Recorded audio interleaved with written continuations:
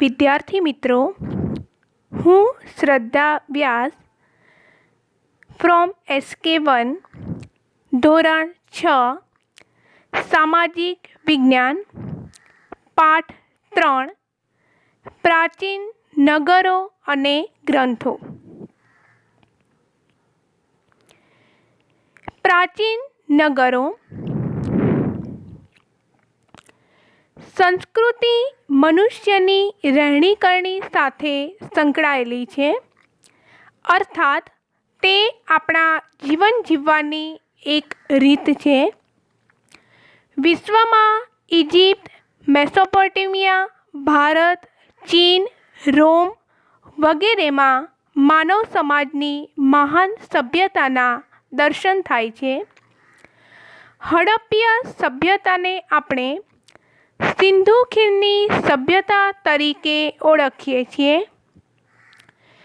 ઈસવીસન 1921માં હડપ્પામાંથી સિંધુ ખીણની સભ્યતાના પ્રથમ અવશેષો મળી આવ્યા છે. આ સભ્યતાઓ પૈકી આપણે હડપ્પીય સભ્યતાનો અભ્યાસ કરીશું. અહીં સિંધુ ખીણની સભ્યતાના વિવિધ સ્થળોના નામ અહીં આપેલા નકશાઓમાં જોઈ શકાય છે, જેમાં હડપ્પા, મોહેંજો-દડો, લોથલ, ધોળાવીરા, કાલીબંગન, રેમાનગઢી, દેસલપર, રંગપુર વગેરેનો સમાવેશ થાય છે. હડપ્પીય સભ્યતાની નગર રચના. આયોજનબદ્ધ નગર રચના એ હડપ્પીય સભ્યતાની સૌથી મોટી લાક્ષણિકતા હતી. હડપ્પીય સભ્યતામાં આયોજનબદ્ધ મકાન વ્યવસ્થા હતી. પૂરથી, ભેજથી બચવા મકાનો ઊંચા ઓટલા ઉપર બાંધવામાં આવતા. મકાનોના મુખ્ય દરવાજા રસ્તા પર પડવાને બદલે અંદરની તરફ શેરીમાં, ગલીમાં પડતા. રસ્તાઓ સુવિધાજનક હતા. અહીંના મુખ્ય માર્ગોની સમાંતરે શેરીઓ આવેલી હતી. મોહેંજો-દડોમાં એક જાહેર સ્નાનાગર આવેલું છે. મિત્રો, અહીં નીચે ચિત્રમાં તમે જોઈ શકો છો કે મોહેંજો-દડોમાં જે જાહેર સ્નાનાગર આપ્યું છે તેનું ચિત્ર અહીં આપેલું છે. આ સ્નાનાગરની ફરતે એક સ્નાનકુંડ આવેલો છે. સ્નાનકુંડમાં ઉતરવા માટે બે બાજુએ પગથિયાની વ્યવસ્થા છે. કોઈ ઉત્સવ કે ધાર્મિક પ્રસંગોએ આ જાહેર સ્નાનાગરનો ઉપયોગ થતો હશે. હડપ્પા પંજાબના મોન્ટગોમરી જિલ્લામાં હાલ પાકિસ્તાનમાં આવેલું પુરાતત્વીય સ્થળ છે. તે સિંધુ ખીણની સભ્યતાનું મુખ્ય નગર હોવાનું મનાય છે. અહીંની મુખ્ય વિશેષતા તેના અન્ન ભંડારો છે. અહીં રાવી નદીના કિનારે 12 જેટલા અન્ન ભંડારો મળી આવેલ છે. લોથલ અમદાવાદ જિલ્લામાં ધોળકા તાલુકામાં ભોગાવો નદીના કિનારે આવેલ છે. લોથલ પ્રાચીન સમયમાં એક વેપારી બંદર અને ઔદ્યોગિક નગર હતું. અહીં ઉપર લોથલ બંદરનું ચિત્ર આપેલું છે, જેને ધક્કો અથવા ડોકયાર્ડ તરીકે પણ ઓળખાય છે. લોથલમાં ઈંટોનું બનેલું એક માળખું મળી આવ્યું છે. તેને ધક્કો ડોકયાર્ડ માનવામાં આવે છે. તે અહીં આવતા વહાણોને લાંગરીને માલસામાન ચઢાવવા ઉતારવાના કામ માટે ઉપયોગમાં આવતું હશે. આમ લોથલ પ્રાચીન ભારતનું એક સમૃદ્ધ બંદર હશે અને હડપ્પીય આંતરરાષ્ટ્રીય વેપાર લોથલના બંદર મારફતે થતો હશે. ધોળાવીરા કચ્છ જિલ્લાના ભચાઉ તાલુકાના ખડીરબેટ વિસ્તારમાં આવેલું એક પુરાતત્વીય સ્થળ છે. હડપ્પીય નગર સામાન્ય રીતે બે ભાગમાં વહેંચાયેલું છે. ધોળાવીરાનું નગર કુલ 3 ભાગમાં વહેંચાયેલું છે.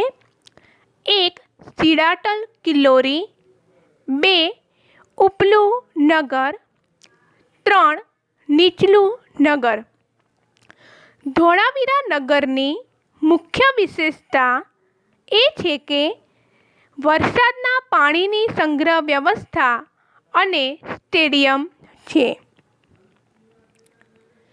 રાજસ્થાનનું કાલીબંગન નગર હડપ્પીય સભ્યતાની કૃષિ ક્રાંતિનું એક મથક હતું. અહીં મળી આવેલા તાંબાના અવશેષો પુરવાર કરે છે કે અહીં તાંબાના ઓજારોનું નિર્માણ થતું હશે. આ ઓજારો કૃષિ ક્ષેત્રમાં ઉપયોગમાં લેવાતા હશે. આમ સિંધુ ખીણની સભ્યતાનું નગર આયોજન સુવ્યવસ્થિત, સુંદર, ઇજનેરી કળા ધરાવતું, આયોજનબદ્ધ અને કૌશલ્યયુક્ત હતું. હડપ્પીય સભ્યતાનું આર્થિક જીવન. સિંધુ ખીણ સભ્યતાના લોકો ખેતી, પશુપાલન, વેપાર, હુન્નર, ઉદ્યોગ જેવા વ્યવસાયો કરતા હતા. તેઓ ખેતીમાં ઘઉં, જવ, વટાણા, તલ, સરસવ વગેરે પાકોની ખેતી કરતા હતા. ખેતીમાં જમીન ખેડવા હળનો ઉપયોગ કરતા હતા. તેઓ આંતરિક અને આંતરરાષ્ટ્રીય વેપાર કરતા હતા. આ ઉપરાંત તેમના અન્ય વ્યવસાયોમાં માટીકામ, ધાતુકામ, મણકા બનાવવાની કળા તેમજ શિલ્પકળા વગેરેનો સમાવેશ થતો હતો. હડપ્પીય સભ્યતાનું સમાજ જીવન. સિંધુ ખીણની સભ્યતાના લોકોનો મુખ્ય વ્યવસાય ખેતી અને પશુપાલન હતો. આ સમયની પ્રજાના ખોરાકમાં મુખ્યત્વે ઘઉં, જવ, બાજરી, વટાણા, તલ, ખજૂર વગેરેનો સમાવેશ થતો હતો.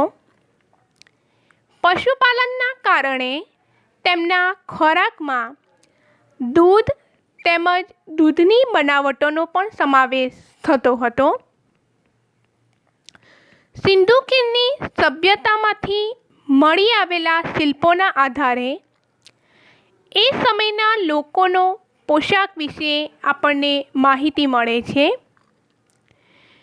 અહીં બાજુમાં મોહેંજો-દડોમાંથી મળેલ વસ્ત્ર પરિધાન કરેલ પથ્થરની મૂર્તિ જેનું ચિત્ર અહીં આપેલું છે. અહીંના સ્ત્રી પુરુષો 2 કપડાં પહેરતા. કમરની નીચેના ભાગમાં હાલની ધોતી જેવું અને ઉપરના ભાગમાં ડાબા ખભા પરથી જમણા હાથની નીચે આવે એવું ઉપવસ્ત્ર પહેરતા. સિંધુ ખીણની સભ્યતાના લોકો માટીના, તાંબાના, કાંસાના વાસણો બનાવતા. સિંધુ ખીણની સભ્યતાના લોકોએ પોતાના બાળકો માટે વિવિધ પ્રકારના રમકડાં બનાવ્યા હતા. જેમાં પંખી આકારની સિસોટીઓ, ઘૂઘરા, ગાડા, લખોટી, પશુ, પંખી અને સ્ત્રી પુરુષ આકારના રમકડાનો સમાવેશ થાય છે. મિત્રો, અહીં બાજુમાં સિંધુ ખીણની સભ્યતાનું એક ચિત્ર આપેલું છે, જે આકારમાં ગાડા આકારનું જોવા મળે છે, જેનો ઉપયોગ તેઓ વિવિધ પ્રકારના રમકડાઓ તરીકે કરતા હતા. ધાર્મિક જીવન અને અંતિમ વિધિ. હડપ્પીય સભ્યતાના ધાર્મિક જીવન વિશે આપણને મૂર્તિ અને મુદ્રાઓમાંથી માહિતી મળે છે. હડપ્પીય સભ્યતાના લોકો ધરતી પૂજા સવિશેષ કરતા હશે, કારણ કે ધરતી આપણને અન્ન અને પાણી આપે છે. આ ઉપરાંત તેઓ વૃક્ષ પૂજા, પશુ પૂજા, નાગદેવતા તેમજ સ્વસ્તિક પૂજા પણ કરતા હશે. લોથલ અને કાલીબંગનમાં આ અગ્નિ પૂજાના અવશેષો પ્રાપ્ત થયેલ છે. હડપ્પીય સભ્યતાના લોકો મૃત્યુ પામનાર મનુષ્યને દાટતા હશે અને ઘણી જગ્યાએ અગ્નિ સંસ્કારના પુરાવાઓ પણ ત્યાંથી પ્રાપ્ત થયેલ છે. તેઓ મૃતકને દાટતા અને તેની સાથે કેટલીક વસ્તુઓ પણ મૂકતા, જે તેમના મૃત્યુ પછીના જીવનની તેમની કલ્પના બતાવે છે. લિપિ અને ભાષા. સિંધુ ખીણની સભ્યતાના અવશેષોમાંથી મુદ્રાઓ, મુદ્રિકાઓ, તામ્રપત્રિકાઓ વગેરે મળી આવેલ છે. તેમના ઉપર કોઈ અણઉકેલાયેલી રહસ્યમય ભાષામાં લિપિબદ્ધ લખાણ જોવા મળે છે. આ લખાણો ટૂંકા છે, તેમજ માત્રાવાળા અક્ષરો અને જોડાક્ષરો પણ તેમાં જોવા મળે છે. ગુજરાતમાં આવેલ હડપ્પીય સભ્યતાના વિવિધ સ્થળો. 1. ગુજરાતમાં સુરેન્દ્રનગર જિલ્લામાં આવેલું રંગપુર. 2. અમદાવાદ જિલ્લામાં આવેલ લોથલ. 3. રાજકોટ જિલ્લામાં રોજડી, જેનું નામ છે શ્રીનાથગઢ. 4. કચ્છ જિલ્લામાં દેશલપર, ધોળાવીરા અને સુરકોટડા. 5. જામનગર જિલ્લામાં લાખાબાવળ, આમરા. ભરૂચ જિલ્લામાં કીમ નદીના કિનારે ભોગા તળાવ આવેલું છે. હડપ્પીય સભ્યતાનો અંત. ઇતિહાસકારો ધરતીકંપ, પૂર, રોગચાળો કે બાહ્ય આક્રમણના કારણે હડપ્પીય સભ્યતાનો અંત આવ્યો હશે તેવું માને છે. આપણા પ્રાચીન ગ્રંથો. આપણા અનેક પ્રાચીન ગ્રંથો છે, જેમાં વેદોની કુલ સંખ્યા 4 છે. 1. ઋગ્વેદ. 2. યજુર્વેદ. 3. સામવેદ. 4. અથર્વવેદ. ઋગ્વેદ એ આપણો પ્રાચીનતમ ગ્રંથ છે, જેમાં 10 મંડળોમાં 1028 પ્રાર્થનાઓ, જેને સૂક્ત કહે છે. ઋગ્વેદ એ પ્રાચીન જ્ઞાનનો અમૂલ્ય ભંડાર છે. તે પ્રાચીન સંસ્કૃત કે વૈદિક સંસ્કૃત ભાષામાં લખાયેલ છે. ઇતિહાસકારો, પુરાતત્વવિદો ઇતિહાસ જાણવા માટે પ્રાચીન અવશેષોની સાથે ઋગ્વેદનો પણ અભ્યાસ કરે છે. ઋગ્વેદના કેટલાક સૂક્તો સંવાદ સ્વરૂપે જોવા મળે છે. વેદકાલીન સમાજનું એકમ કુટુંબ હતું. સમાજમાં પિતૃપ્રધાન અને સંયુક્ત કુટુંબ વ્યવસ્થા હતી. સમાજમાં સૌ સમાન હતા. ઋગ્વેદમાંથી મળતી માહિતી મુજબ આપણને તે સમયમાં સમાજમાં સ્ત્રીઓનું સ્થાન ખૂબ ઊંચું હતું. સ્ત્રી સ્વાતંત્ર્ય હતું. સ્ત્રીઓને સહધર્મચારિણી ગણવામાં આવતી હતી. ઋગ્વેદના ઉલ્લેખ મુજબ એ સમયે સ્ત્રીઓ અભ્યાસ કરી શકતી હતી. તેમાં અપાલા, લોપામુદ્રા, ઘોષા જેવી વિદુષી સ્ત્રીઓએ તો ઋગ્વેદની ઋચાઓની પણ રચના કરેલ છે. ઋગ્વેદમાં ઇન્દ્ર, વરુણ, અગ્નિ, સૂર્ય વગેરેની પૂજાના ઉલ્લેખો પણ જોવા મળે છે. સવારની દેવી ઉષા અને સાંજની દેવી અદિતિનો ઉલ્લેખ પણ તેમાં જોવા મળે છે. ઋગ્વેદમાં અન્ય પશુઓની સરખામણીમાં ઘોડાનો સૌથી વધુ ઉલ્લેખ જોવા મળે છે, જે તેમના જીવનમાં પશુપાલનનું વિશેષ મહત્ત્વ દર્શાવે છે.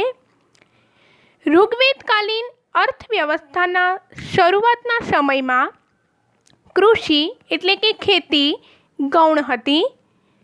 મુખ્યત્વે પશુઓની સંખ્યા પર સંપત્તિનું મૂલ્ય આંકવામાં આવતું હતું.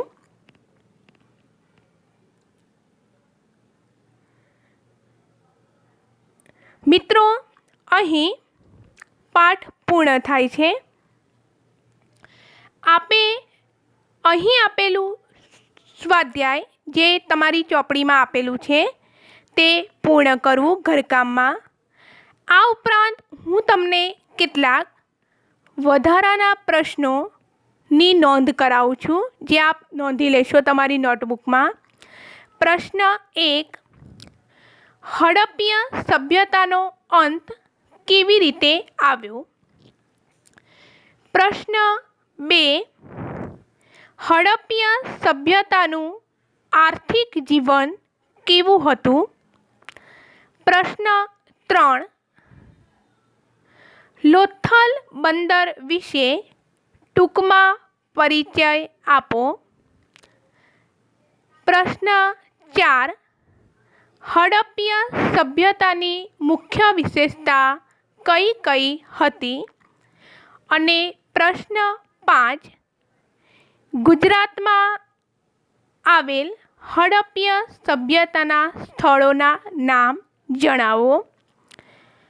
આ પ્રશ્નો તમારે તમારી નોટબુકમાં જવાબો લખવાના છે. અસ્તુ. આભાર.